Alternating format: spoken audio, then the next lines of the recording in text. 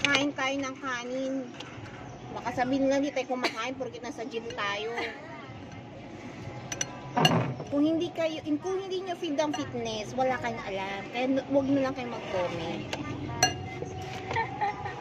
Kami mga nag-gym, may karapatan kami kumain. Kahit anong gusto namin.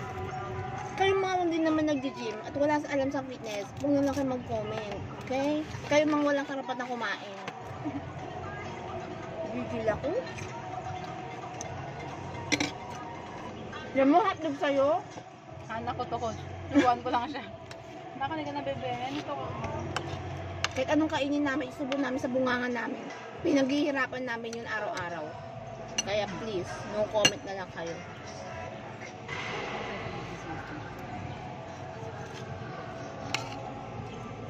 Bakit? Ano nangyari? Ano meron?